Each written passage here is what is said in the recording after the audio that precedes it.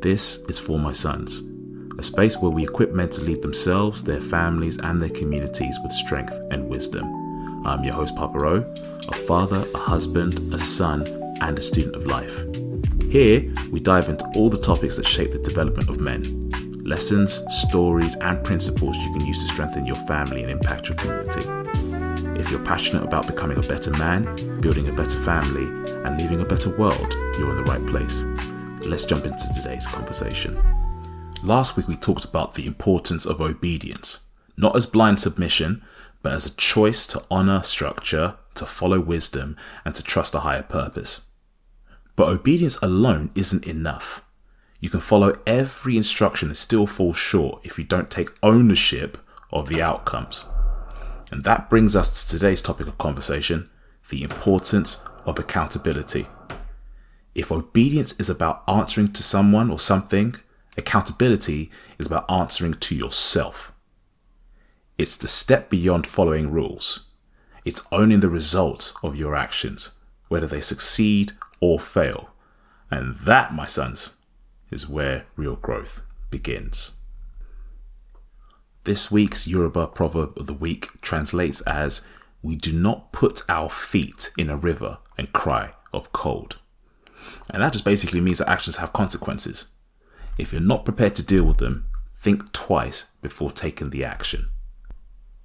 So what is accountability? Accountability, according to Merriam-Webster, is an obligation or willingness to account for one's actions.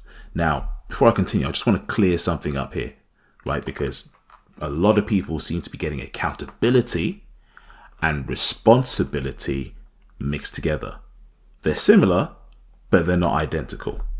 I'll talk about responsibility in further depth on the next podcast episode. But as of now, all you need to know is that responsibility is about the task. It means that you've been assigned something, a job to do, a role to fill. Like, for example, tidying your room, right? For getting to work on time, and for showing up for your family, right? That's responsibility. Now, accountability goes deeper.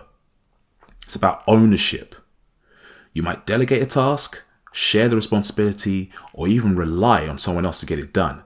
But if it doesn't happen, you're the one who has to answer for it. You're the one person that people look to for the outcome. And that's where the key difference is. You can share responsibility. You can't share accountability.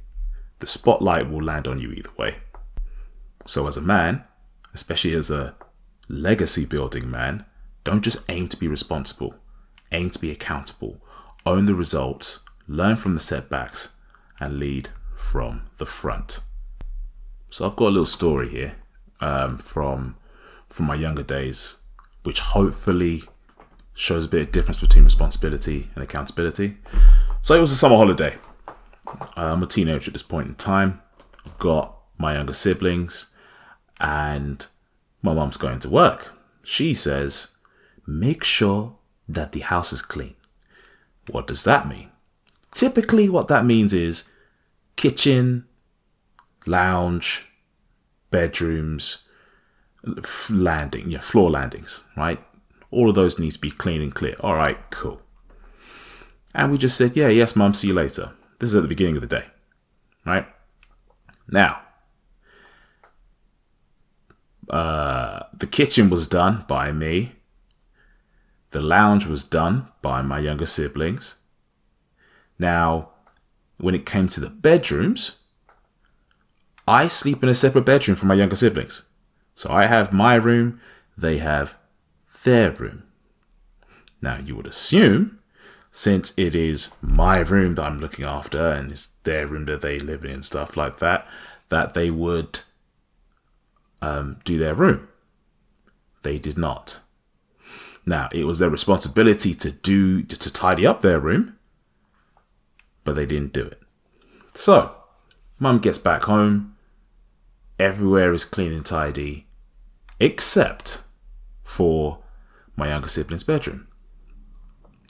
And my mum turns around to me and goes, what are you doing? Why did you not get them to do it? Why is the room still messy? Obviously I'm livid. Because I'm like, what? I've absolutely done like most of the other stuff because, I was I'm the eldest and, in terms of, duties and stuff like that. All right, cool. But I'm fuming at this point in time. But I also really, really, really did not want for my TV rights or TV privileges to be taken away from me. Why? Because Dragon Ball Z was fire. That's why. For anybody that doesn't know what Dragon Ball Z is, it's a legendary anime, right? So, in order for that to not happen, I decided, all right, fine. I guess, I didn't talk to them or I wasn't explicit about them cleaning up their room and having to do it in a certain time period, aka before mum gets back home. So, I just went to go and do it myself. So, as I said, responsibility was about getting the task done. Accountability was being able to justify my actions. So even though I hated doing my younger siblings' rooms, I did it because I wanted to make sure that I had the power to still keep watching TV, owning that entire situation. So why does accountability matter for men? Well, that's because it's essential. It's absolutely essential as a man. And I'll give you a couple of reasons as to why. Number one, people will hold you accountable anyway. Right? Especially when things go wrong. The buck stops with you a lot of the time. Something that I've noticed in today's news and a lot of things in the current social media spaces at the moment is that people are always looking to blame something on somebody else. And it's rampant everywhere.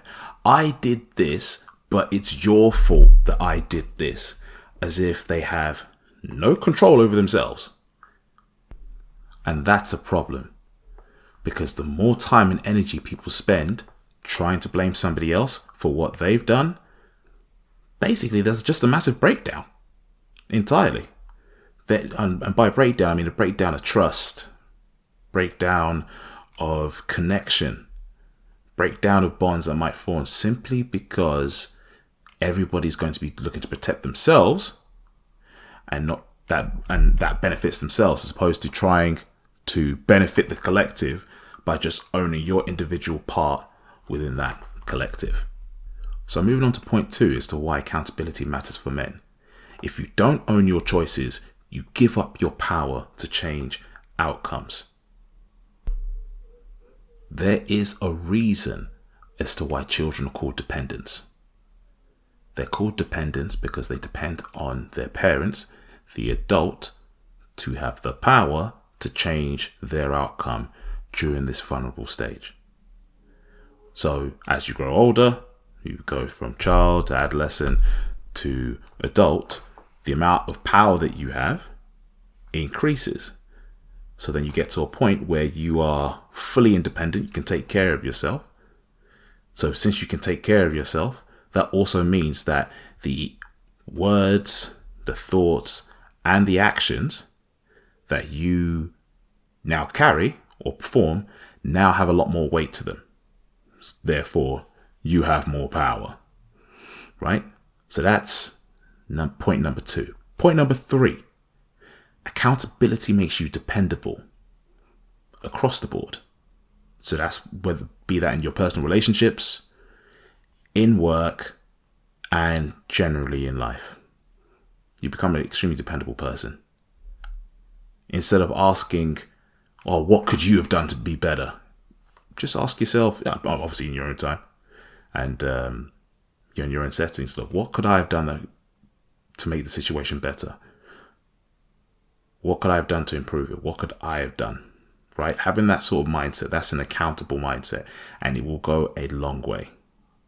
Because the more dependable people see you, or the more dependable you are, the more people want to be around you, because they know, okay, we can rely on this person.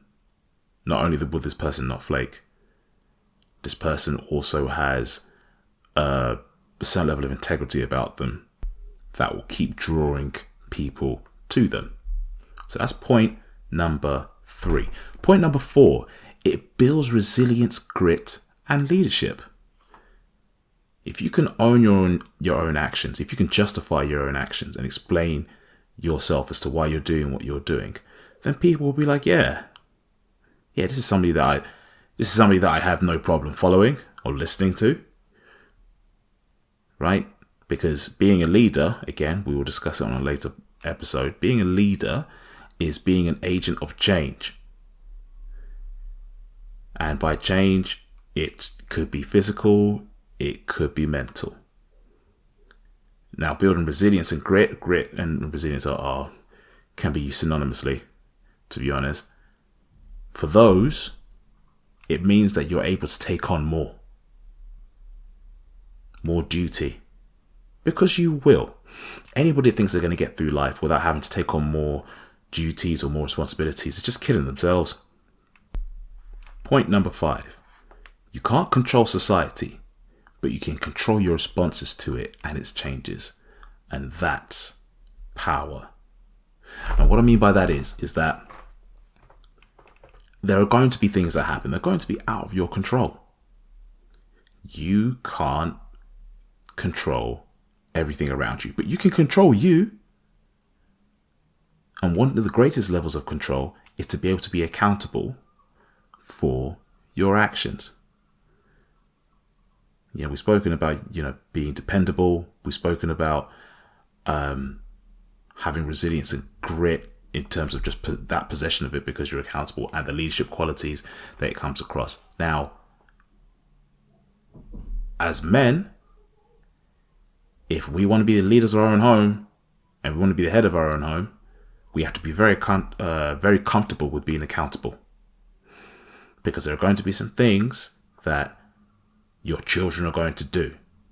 There are going to be some things that your partner, your wife, your girlfriend, your fiance is going to do. And truth be told, they are a reflection of you.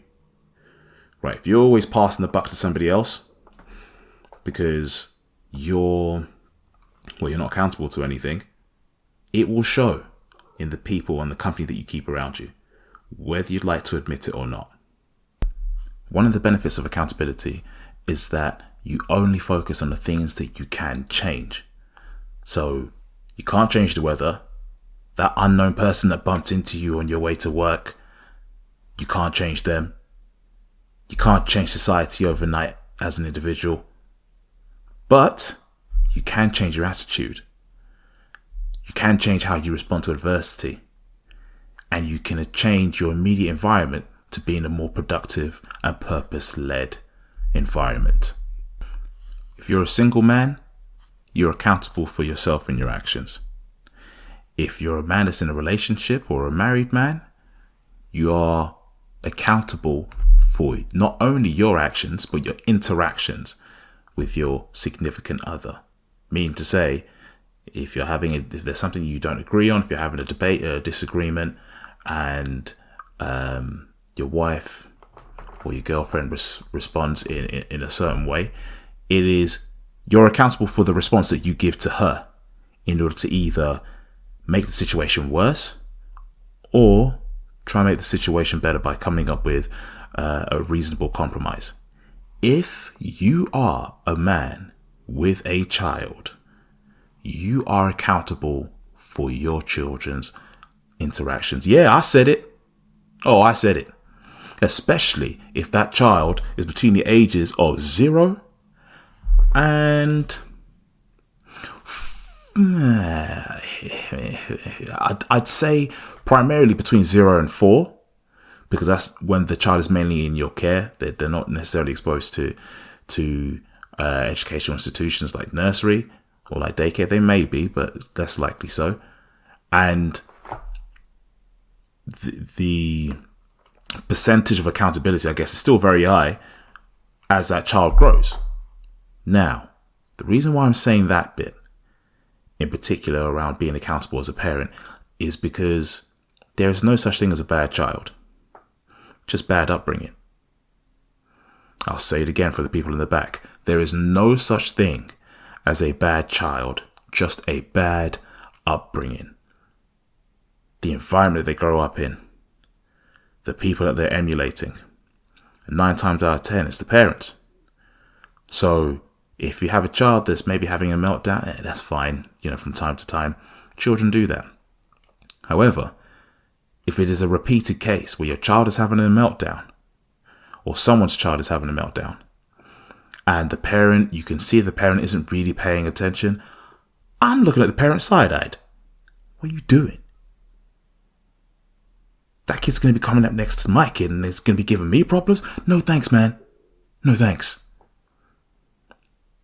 So as a father, you are accountable for your children's actions. Now, of course, there will come a point where their level of autonomy will increase, where, of course, their actions are going to be primarily their own, with significantly less influence for you. But that's not until quite a lot later.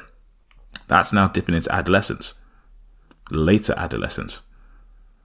Because I know when I was 15, 16, yes, obviously I still had a long way to develop and stuff, but the actions of me at 15, 16 could be attributed way more to me than to the action or inaction of my parents. Rather than if I was 3 or 4 and randomly kicking people in the shins, I'm not listening to, boys will be boys. No, sort your kid out. What do you mean kicking people in the shin? No, that's terrible parenting. Yeah? Terrible parenting. Anyway, as a father, you are accountable for your children's actions. And so I've got 3 practical tips for you in terms of how to make yourself more accountable after this podcast episode. Number 1, write down one area in your life where you've been blaming others and take full responsibility for just your part. Number 2, choose one daily habit that reflects the kind of man you want to be and track it for the next 7 days. No skipping, no excuses. And number 3, ask someone you respect this question: where do you see me letting myself off the hook? Then just listen. Thank you for joining me today on For My Sons. I hope today's message challenged you, encouraged you, or gave you something worth passing down. If you found value in this episode, don't forget to subscribe to the podcast so you never miss a new letter, a new lesson, or a new legacy moment. Until next time, be a communication CEO. Communicate clearly, communicate early, and communicate often. This is Papa O, and I am out.